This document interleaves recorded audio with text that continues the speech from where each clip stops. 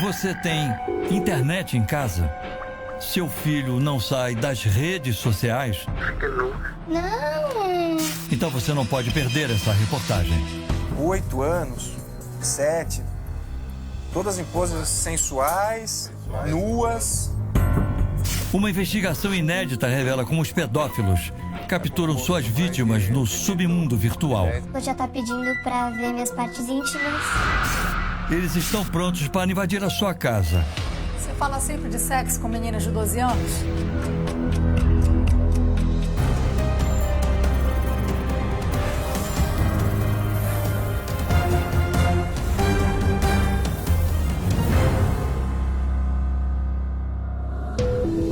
Boa noite. Você sabe o que é Deep Web? Deep Web é o chamado esgoto da internet. Um mundo sem qualquer controle, onde se cometem crimes inimagináveis. Numa investigação inédita na televisão brasileira, nossos repórteres mostram como agem exploradores e aqueles que abusam sexualmente de crianças nesse território sem lei. Você vai ver também, pela primeira vez, um aliciador de menores em ação. Ele quer seduzir uma menina de 12 anos, mas terá uma surpresa que jamais vai esquecer. A menina que ele tenta aliciar é uma jornalista da nossa equipe. E mais, o depoimento exclusivo de um pai de família que assume ser pedófilo. Agora, no Repórter Record, investigação.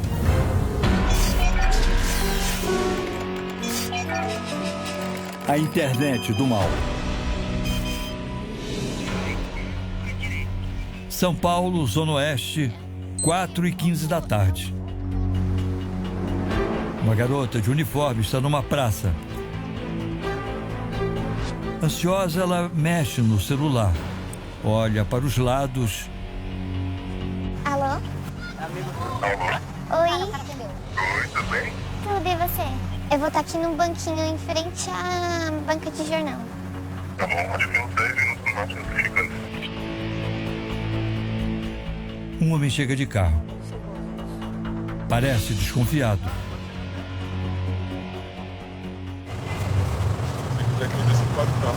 Sim, só quero falar com você antes.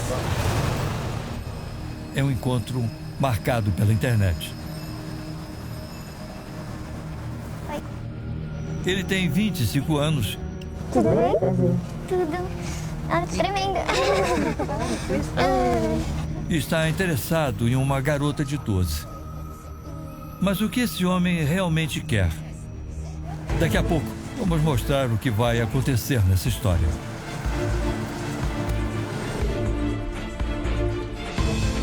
A internet faz cada vez mais parte de nossas vidas. Passamos quase todo o tempo conectados. Em casa, no trabalho e até quando andamos na rua. A rede nos traz informação, divertimento, nos aproxima dos amigos. Mas a internet também tem os seus segredos e perigos. Existe um lado da rede mundial de computadores que poucas pessoas ouviram falar. Deep Web, você sabe o que é isso?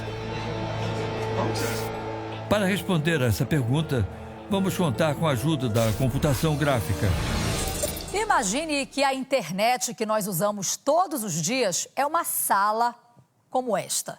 Aqui nós conversamos em redes sociais, assistimos vídeos e acessamos sites de vários assuntos. Um conteúdo que está disponível para qualquer um e pode ser monitorado pelas autoridades. Mas abaixo dessa internet existe um outro mundo desconhecido. Estamos agora no subterrâneo da internet, um local chamado de Deep Web, a rede profunda. É um território sombrio e sem regras, bem diferente da superfície. Aqui, as conexões entre os computadores são clandestinas e aí muita gente se aproveita disso para cometer diversos tipos de crimes. É nesse submundo que os pedófilos se escondem. Numa iniciativa inédita, o Repórter Record Investigação vai mostrar o que existe nesse universo virtual. é uma terra sem lei. Você vai ver agora imagens do que acontece na Deep Web, o chamado esgoto da internet.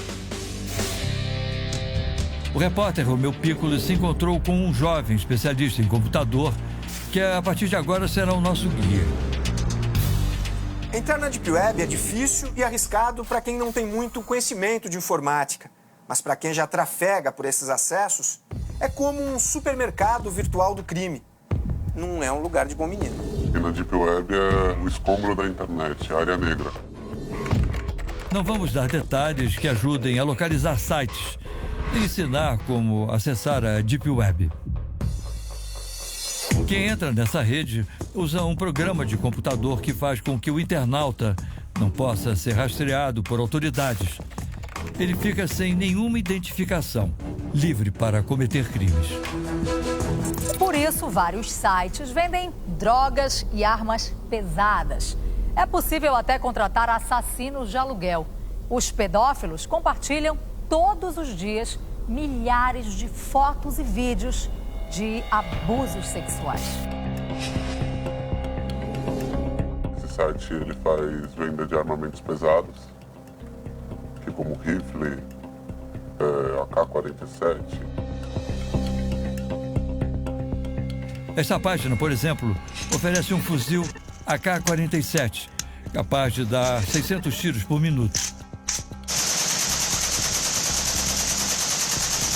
Um rifle, metralhadora, variando do valor de R$2.000 até 30, 40 mil reais. Uma das atrações do site é o rifle Barrett, uma mira telescópica, uma arma usada por atiradores de elite e que atinge alvos a mais de 1.500 metros. Um sonho de consumo de criminosos a cliques de distância. O mercado criminoso virtual não se limita apenas à venda de armas. Também são oferecidos serviços de assassinos de aluguel. Esse site cobra $40 mil por cada morte. As drogas também circulam livremente na Deep Web. Aqui você pode encontrar maconha. De alta qualidade. Então aqui a gente consegue verificar também as balas chamadas Ecstasy. Aqui diversos modelos. Também aqui cocaína. Também o pagamento feito via Bitcoin. Aqui na Deep Web, o dinheiro também é virtual. As compras de drogas, armas e os contratos de assassinato são pagos com bitcoins, a moeda eletrônica. Ela é mais difícil de ser rastreada e pode depois ser transformada em dólares ou reais, por exemplo, e sem identificar a origem. Essas contas podem ser abertas gratuitamente, sem nenhum vínculo com documentos nem nada. É tudo clandestino, né? Tudo ilegal. Mas essa ainda não é a face mais sombria da Deep Web. Nos subterrâneos da internet, os exploradores de crianças participam de um jogo perverso. Quem abusar mais ganha mais pontos e se populariza nessa rede de pedofilia. Ele acabou de encontrar um site que está aberto, vídeos de garotos, são crianças nuas, meninos. Ó, esse é um menino muito jovem. Deve ter uns 8 anos. Não dá para ter certeza sobre a nacionalidade das crianças, mas elas vêm de vários países. Ó, latinos, russos. É difícil acreditar a que ponto chega a crueldade dos pedófilos. Nós encontramos imagens agora que não tem nem como a gente mostrar um pouco dessa imagem. Imagens de adultos fazendo sexo com bebês, com recém-nascidos. Os participantes dos sites fazem um perverso concurso de popularidade. Esse fórum é composto mais de, acredito, de 10 a 15 mil pessoas. E a cada foto que você vai postando, existe uma pontuação para você ser o mais popular do fórum. Eles ganham pontuações em cima dessa rede de pedofilia. Esse delegado da Polícia Federal revela: a regra entre os pedófilos é compartilhar o máximo possível de abusos. Para você ter uma participação, ser aceito, exige essa situação, essa condição de ter um material para ser disponibilizado. Os criminosos criam tópicos com temas inacreditáveis. Esse de crianças que estão começando a andar, 1.611 postagens. Exato. Só de crianças que estão começando a andar. Meninas, né? Meninas. 8 anos, 7. Todas em poses sensuais, nuas. Pesquisadores da Universidade de Portsmouth, na Inglaterra, fizeram uma descoberta assustadora sobre a Deep Web. 80% dos acessos feitos aqui são direcionados a sites de pedofilia. Mas como esses criminosos conseguem escapar impunemente? Porque os sites cheios de pornografia infantil funcionam sem serem incomodados. O segredo dos criminosos é que eles fazem as fotos e vídeos de pedofilia circularem por servidores em vários países. Servidores são máquinas como esta, que guardam os arquivos virtuais dos sites. Quando a polícia descobre um servidor, os pedófilos já mandaram o material para outra máquina em um país bem distante. Essa é a grande dificuldade da polícia. Sim, que eles podem chegar no ponto A, só que eles já vão estar no ponto D. Quando chega no ponto D, já foi pro ponto F. É um jogo de gato e rato com os pedófilos. Enquanto isso, as crianças são as vítimas. É difícil, mas não é impossível rastrear. Não é impossível. Trabalhoso, porém não é impossível. O FBI, a Polícia Federal Americana, consegue rastrear e fechar alguns sites. Polícia, no chão, velho, no chão!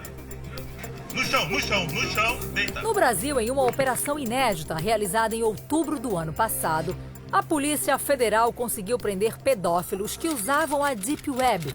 Ao todo, foram 53 detidos em 18 estados.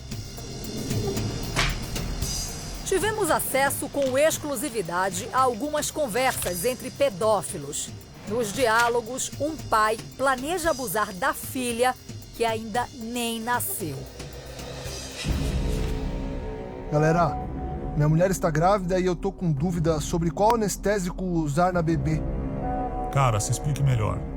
Então, é que ela ainda está grávida, mas já estou fazendo planos. Eu queria saber qual anestésico usar. A partir de agora, durante essa reportagem, você vai ouvir um testemunho revelador. Um pai de família casado há 25 anos admite que é pedófilo. Diário de um pedófilo. A descoberta. Eu não acreditei que eu era um pedófilo. Eu achava que aquele era simplesmente uma preferência, um hábito. Eu demorei um tempo até para mim mesmo reconhecer a minha doença. Senti muita culpa. E ainda hoje, nossa produtora se passa por uma menina de 12 anos e registra toda a lábia de um aliciador. Naquele lugar que você falou? Se você não achar ruim... Aquilo é um hotel ou é um motel? É um motel? Ele não sabe, mas no momento do encontro, será surpreendido pela equipe do Repórter Record Investigação. Pera. Vai. Você sempre vai atrás de meninas menores para levar em motel? Mesmo na internet, que todos nós conhecemos, o perigo também é real e constante. As ferramentas de vigilância são falhas e não impedem que os pedófilos encontrem brechas para darem o bote certeiro nas vítimas que escolhem a dedo. Os casos de abusos de crianças se multiplicam pelo país. O abuso acontecia sempre aqui no quarto da menina. Mantinha relações sexuais com adolescente de 13. Pirulito foi preso em flagrante depois de marcar um encontro com este menino de 11 anos. O garoto mais novo recebia mensagens pelo telefone. Você é o único amor da minha vida. Muitos alimentados pela internet. Utilizavam o Facebook para a prática de crimes contra as menores de idade. Júlio César se aproximava das vítimas através de uma rede social na internet. Foi por uma rede social que o pedófilo tentou aliciar a menina de 11 anos. O que acontece quando uma garota de 12 anos entra numa sala de bate-papo na internet? Nós estamos no cenário do que seria o quarto de uma garota de 12 anos. Aqui no computador, atrás de mim, uma das nossas produtoras, que vai entrar na sala de bate-papo e se passar por uma menina de 12 anos. Nós vamos acompanhar o que vai acontecer durante esse bate-papo. Em menos de um minuto, 3 pessoas já chamaram ela para conversar. Inclusive com um vídeo, já pedem chamada de vídeo automaticamente. Ó, esse aqui, por exemplo, já tá pedindo para ver minhas partes íntimas. Vamos ligar a câmera para ver quem são os homens do outro lado. Nosso primeiro contato mora em Rondônia. E, para nossa surpresa, ele surge na tela, já com a calça aberta. Oi? Alô? Tá me ouvindo? A conexão cai. Ele sabe que ela tem 12 anos. Ele tem quantos anos? Ele tem 35. Ele liga novamente. Não, eu tenho vergonha. Não, que isso? Sem nenhum constrangimento, o homem mostra de novo as partes íntimas. Mas agora, ele terá uma surpresa. Tudo bem? Você costuma ter sempre conversas assim com meninas de 12 anos? A gente já imaginava que ele ia desligar, né? A gente já imaginava. Esta psicóloga é coordenadora da SaferNet, uma ONG que ajuda a proteger crianças e adolescentes no mundo virtual. Ela confirma o que acabamos de registrar. Meninas com idades entre 11 e 14 anos são as mais assediadas. São meninas que estão entrando na puberdade e começando os primeiros relacionamentos, namoros na internet. E aí podem publicar fotos, entrar em contato com amigos que ela não conhece, só conhece virtualmente. Agora a conversa é com um homem de São Paulo. Oi? Tá me ouvindo? Perguntou se eu já gosto do órgão sexual dele. A câmera é ligada. De novo, o homem do outro lado aparece sem roupa. E depois, manda beijos. Nossa produtora tecla por alguns minutos. A conversa termina quando ele diz que precisa sair, mas não sem antes pedir o número de telefone dela. E não demora muito. Ele manda fotos do órgão sexual. E no dia seguinte, liga fazendo um pedido. Por que você não me manda uma foto que eu te pedi? Qual? Agora me manda. Qual? Não sei se você pode tirar tudo igual eu tirei, meu. Tira a parte de cima e tira uma foto. Eu tirei a minha, não tirei. Se a nossa produtora fosse uma garota de 12 anos, os homens que mostramos teriam cometido o crime de aliciamento de menores. A pena vai de 1 a 3 anos de prisão. Daqui a pouco você vai acompanhar outras conversas da nossa produtora na internet. Os diálogos vão sair do mundo virtual para o real. Aquilo é um hotel ou é um motel? Diário de um pedófilo. A esposa. Você imagine só eu chegar pra minha esposa e falar: eu sou um pedófilo. É muito difícil. A reação dela foi de tristeza, ela chorou, mas ela acabou aceitando, né? Então é que está me ajudando no meu tratamento. Este homem se diz religioso, mas comete crimes imperdoáveis. Ele é João Marcos Maciel, mais conhecido como Maestro Abusador. A polícia acredita que ele abusa de crianças há mais de 50 anos. Uma das vítimas é Marcelo, um homem que ainda carrega as marcas dos horrores. Horrores que sofreu desde menino. Um segredo guardado por quase 30 anos. É o processo da vergonha que se passa, da humilhação. Você esconde, quer guardar e quer que ninguém saiba. Marcelo é o filho mais novo de 4 irmãos. Vivia com a família em Diamantina, interior de Minas Gerais. Aos 9 anos de idade, a vida dele muda para sempre ao entrar para o coral infantil na catedral da cidade. O maestro desse coral, ele tinha uma disciplina muito rígida, muito rígida. Então, através de castigos físicos, de pressão psicológica, de muita violência física, inclusive, com tapas na cara, cocos na cabeça, deixar de joelho meia hora, ele conseguiu uma obediência absoluta da gente. O homem à frente do coral era o religioso Dom João Marcos Porto Maciel. Para Marcelo, o nome é menos pomposo: Maestro Abusador. As agressões eram apenas o começo.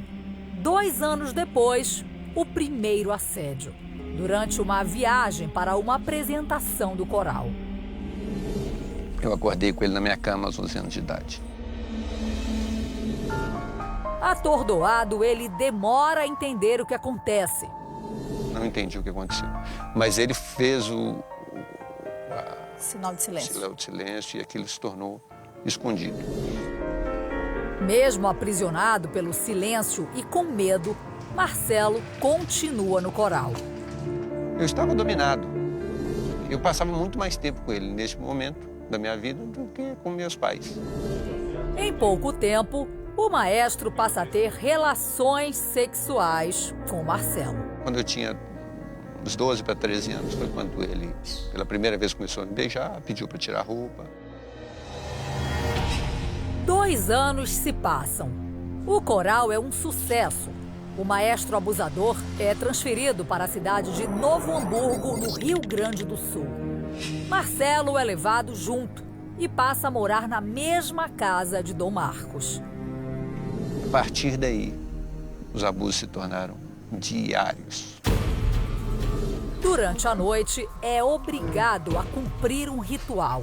Vai até o quarto do maestro, sempre na hora marcada. Você sentiu raiva? Eu senti tanta coisa. Eu narro no livro que eu tinha dias que eu ia para a escola chorando. Eu caminhava 3 quilômetros para ir para a escola, ia 3 quilômetros chorando e voltava 3 quilômetros chorando. Marcelo chora sozinho durante anos, até o dia em que uma agressão é a gota d'água para que ele se liberte. E ele chegou de surpresa e me deu um tapa muito forte no rosto. Daquele tapa, ele conseguiu fazer com que eu me insurgisse. Eu consegui falar com ele de forma nenhuma. Eu falei, você não vai mais me encostar a mão. Marcelo volta para casa meses depois, aos 16 anos. As marcas da violência sexual seguem até hoje. Depois de 26 anos de silêncio, o empresário decide revelar o segredo. Primeiro conta tudo à esposa e busca ajuda psicológica. Este psicólogo estuda os abusos sexuais cometidos contra meninos e diz que, nesses casos, as vítimas sofrem mais com o preconceito. No caso dos meninos, essa estigmatização é maior, porque a violência sexual contaria aquilo que se espera de um menino e de um homem, né? O homem sempre tem que saber se cuidar, não pode chorar, não pode demonstrar tristeza. O grito de libertação de Marcelo é o livro Sem Medo de Falar. Nessas páginas, ele conta todos os abusos que sofreu com o maestro. E a quebra do silêncio é o que desnuda o pedófilo, é o que pode colaborar para a prevenção da pedofilia. Os crimes já estavam prescritos, de acordo com a lei. Mas a polícia passou a monitorar Dom Marcos. Em uma manhã de dezembro do ano passado, ele finalmente é preso. Polícia, abre a porta! Senhor Dom Marcos. Entendeu o que eu falei? Que é isso aqui? Vamos acordar que o senhor tá preso. Preso? Tá preso. O senhor tem o direito de constituir advogado, de ficar em silêncio lá na delegacia. Aos 74 anos, o maestro abusador é preso na igreja criada por ele, a Veterodoxa, em Caçapava do Sul, no Rio Grande do Sul. Antes, Dom Marcos já havia sido expulso das igrejas católica e anglicana por mau comportamento. Na casa dele, a polícia acha armas e dinheiro. O ex-padre nega as acusações. O senhor abusava das crianças, Dom Marcos? Não, isso é mentira. O senhor abusava? Não. A polícia acredita que os abusos aconteceram por mais de 50 anos, período em que o suspeito atuou como religioso. Ele foi indiciado por estupro de vulnerável, porte ilegal de armas e estelionato. Você perdoa o que ele fez com você? Perdoo, mas não aceito. O sentimento de perdão é muito claro para mim, mas também não aceito o que ele fez. Não, é inaceitável qualquer pessoa abusar de uma criança. Nenhuma criança merece ser abusada. Diário de um pedófilo. Desejo.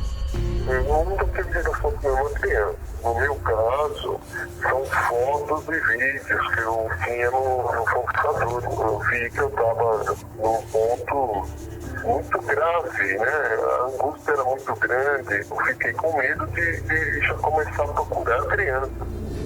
E quando o abuso sexual acontece dentro de casa? Porque alguém que deveria amar destrói a inocência de quem deveria ser protegido. Você vai conhecer agora a história de Bia. Ela vive atormentada à base de remédios e não se relaciona com ninguém. O responsável por tudo isso, o seu próprio pai.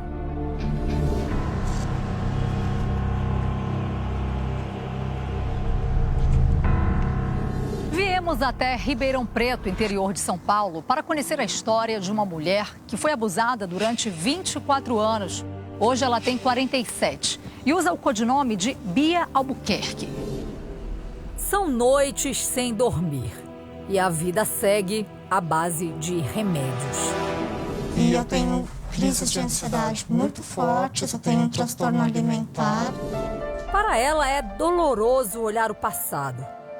Essa história começa longe da ensolarada Ribeirão Preto. O pesadelo de Bia teve início na fria Moscou, a capital da Rússia. Lá ela nasce e vive com a família até os 10 anos de idade. Os abusos começam cedo, antes das primeiras memórias. Mas aos 6 anos, ela percebe que vive algo fora do normal. Eu estava tomando banho, minha mãe estava supervisionando e ela viu que a minha genitália estava extremamente vermelha. E ela foi brigar feio comigo, falando que eu me tocava, que não sei o quê. Aí eu virei tão naturalmente para ela, falei assim, não, mãe, não fui eu, é o papai que fica me tocando. O pai abusa da filha sem levantar suspeitas da esposa. Ela parou na mesma hora porque ela viu que eu não estava mentindo, pelo jeito que eu respondi. E ela foi falar com ele. Mas o que pode ser a salvação de Bia se torna um sofrimento ainda pior. Ele estava tão ansioso, tão tenso, que ele me chamou à cozinha e falou assim, olha, você nunca mais conte para sua mãe o que eu faço ou deixo de fazer com você, mais ou menos nesses termos. E aí eu comecei a sentir medo dele. Ela vive com medo e calada. Eu era filha do silêncio. A mãe de Bia prefere ignorar. e mergulha a filha em um pesadelo. Os abusos seguem sem parar. Nojo, eu sentia muito nojo, eu sentia nojo dele. E eu pensava assim, mas ele é meu pai, como é que pode? Aos 11 anos, Bia ganha uma irmã mais nova e passa a temer por ela. Eu tinha um amor enorme por ela. E meu pai percebeu isso, então ele começou a falar que se eu falasse, ele, além de me internar, ele ia abusar da minha irmã. Foi neste bairro movimentado de Ribeirão Preto que Bia se manteve em silêncio quando saiu de Moscou e veio para São Paulo. Aqui ela morou, estudou e continuou vivendo dias que deixaram marcas profundas. Sofri muita humilhação, muita. Para o desembargador Antônio Malheiros, que acompanha muitos casos como o de Bia, a situação vivida por ela é mais comum do que se imagina. Um grande número de mulheres, sabendo que isso acontece, se cala diante do ato do companheiro, do ato do marido. A omissão da minha mãe é a minha maior dor. Aos 21 anos, Bia teve o primeiro namorado, escondida do pai, mas logo se vê no meio de mais um tormento. Um ano depois, fica grávida e não sabe se o filho era do pai ou do namorado. Como é que uma mulher se sente nesse momento? Abandonada, totalmente sozinha, né? Eu não tinha amigas, porque meu pai não deixava eu ter. O pai pede que ela aborte. Comprei um pacote de erva abortiva e abortei. Tive uma hemorragia muito forte. Ele ficou aliviado? Como, né? Imagina o alívio dele, né? E você, como ficou? Eu fiquei muito mal. Até hoje eu convivo com essa dor. Os abusos só terminam quando Bia se casa, aos 26 anos. Só depois dos 40, ela quebra o silêncio. A revelação é um baque na família. Bia é excluída, chamada de louca e mentirosa. O agressor sexual geralmente é aquela pessoa acima de qualquer suspeita, que a criança confia e que ela tem um laço de afeto. Por isso a dificuldade da família em lidar com essa situação quando a criança acaba revelando. Hoje ela está afastada da mãe e da irmã. Escreve o que viveu em um blog, na esperança de aliviar a dor e ajudar outras vítimas. O pai de Bia morreu sem ter enfrentado a justiça. Perfil do seu pai para você. Como você definiria ele? Hoje em dia eu defino ele como um psicopata. Ele matou os meus sonhos, ele matou os meus desejos, ele acabou com a minha vida. Diário de um pedófilo. A família. Eu senti a mesma coisa que eu não acreditaram. Falaram que a vida dele era só um vício, que era um costume, e não era uma coisa que ia ser permanente. Mas todos me entenderam. Voltamos àquela sala de bate-papo onde nossa produtora se passa por uma menina de 12 anos. Homens querem fazer sexo virtual ou marcar encontros no mundo real. Só desistem quando levam um susto. Oi, boa tarde. Eles são de várias idades e profissões. Esse se apresenta como professor de história no Rio Grande do Sul. Ansioso por fazer sexo virtual, ele se envaidece de já ter ficado com alunas. Você fala sempre de sexo com meninas de 12 anos? É rotineira pra você isso? Você é bem mais velho que ela, né? E sabe que ela tem 12 anos e é virgem. Tá falando de sexo com ela há pelo menos 20 minutos? Ficou com uma cara de muito assustada, regalou os olhos, mas ouviu tudo o que eu disse e desligou. Começamos a falar com um homem de São Paulo. Ele não aparece nu como os outros. Oi. Bem? Tudo e você? Tem 25 anos e conversa normalmente, mas está interessado em um encontro. Tem que ver pra onde que é melhor pra pegar você e que não vá te complicar. Você tem carro? O resto tem. Ah, então... Aí o resto fica mais fácil. Tem uma pracinha perto do meu colégio. Tem que ver um lugar pra não atrapalhar você, né? Porque sabe como que é, né? Prometemos manter contato por celular. Durante 3 dias, o homem de 25 anos faz investidas. Marcamos então o encontro em uma praça, mas ele faz outra proposta. Ele envia a foto da suíte de um motel, onde quer levar nossa produtora. E vai além, para que nada dê errado, pretende dar um drible na lei. Eu tenho RG antigo da minha ex, não me leve a mal. Não vou forçar nada, mas podemos ficar sós, entende? Ela está aqui marcando os últimos detalhes desse encontro e nós vamos acompanhar tudo e tentar conversar com esse homem para saber até onde ele queria chegar. Vamos lá.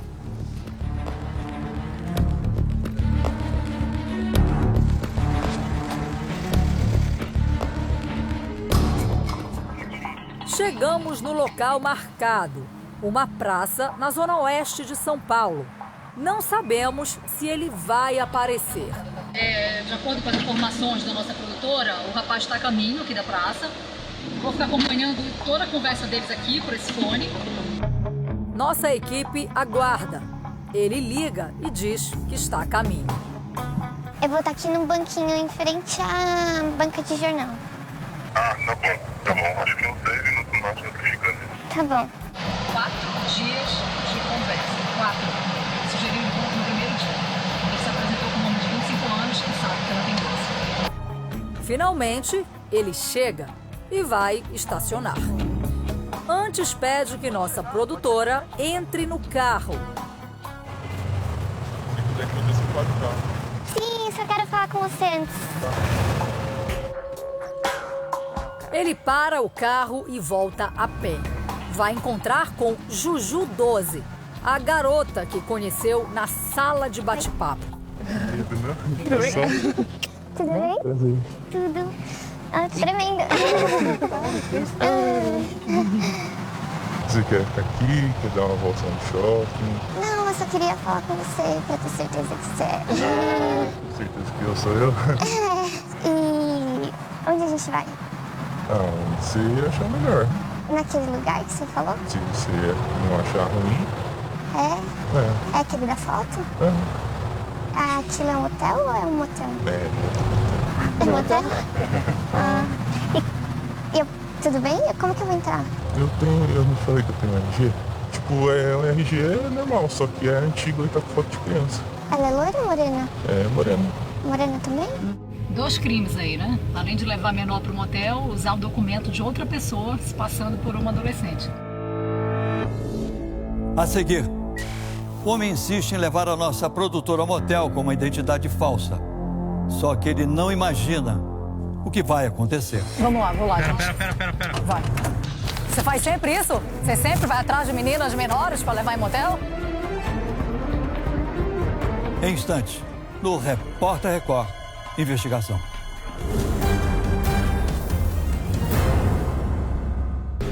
Um encontro marcado pela internet.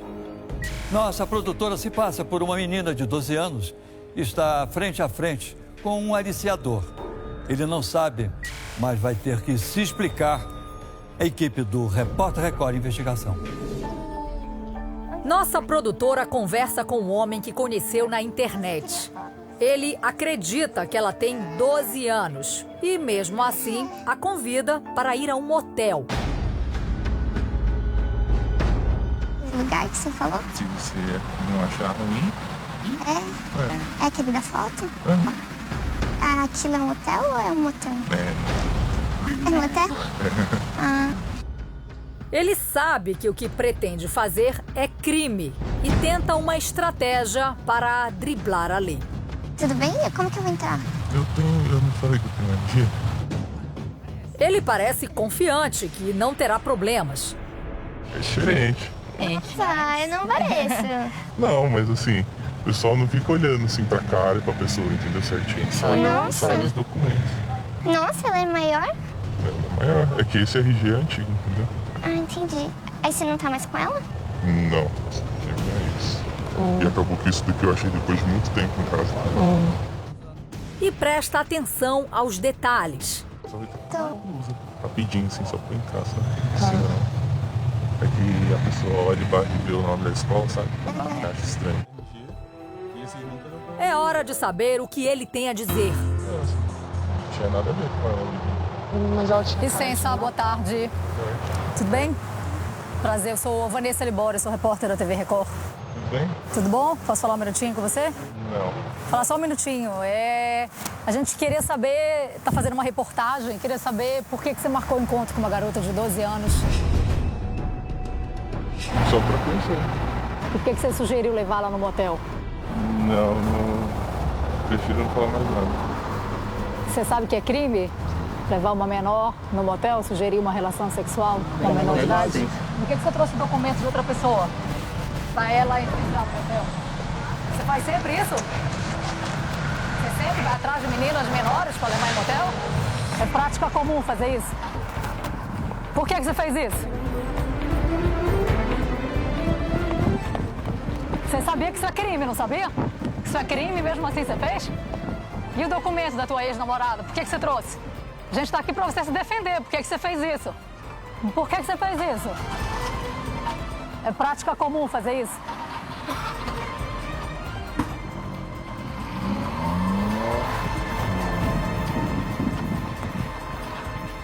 Bem, a gente tentou conversar com ele, acompanhando tudo, ele trouxe a identidade, ele mostrou a identidade, chamou a nossa produtora para ir pro motel e na hora de dar as explicações ele foi embora. Diário de um pedófilo. Decepção.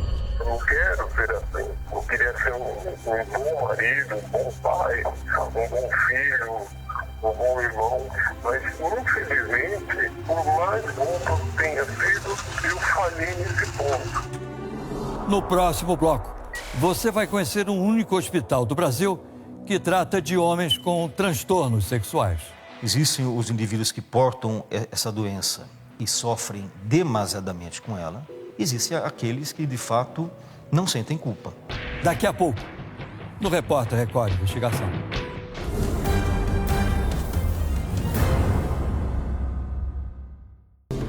Especialistas consideram a pedofilia uma doença sem cura. É um diagnóstico complexo e, quando confirmado, não absolve o crime, mas aponta um caminho, um tratamento longo, pela vida toda, que pode evitar novos abusos. Existe um hospital que trata as pessoas com esse distúrbio.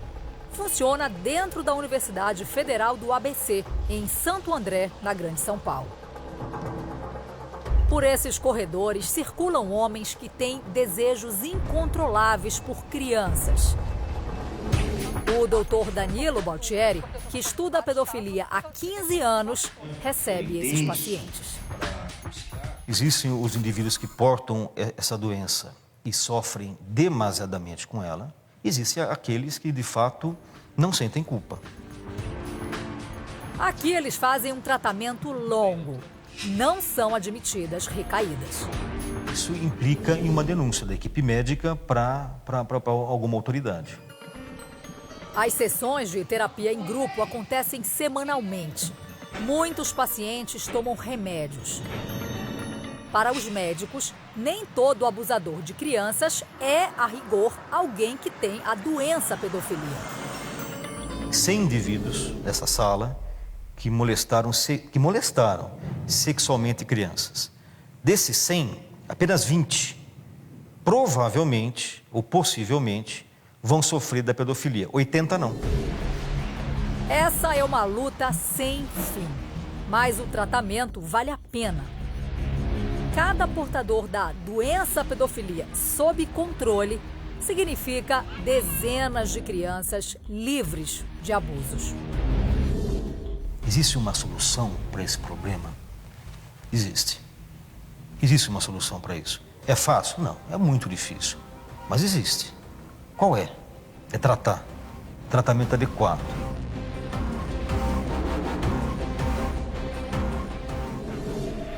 Diário de um pedófilo. Autocontrole.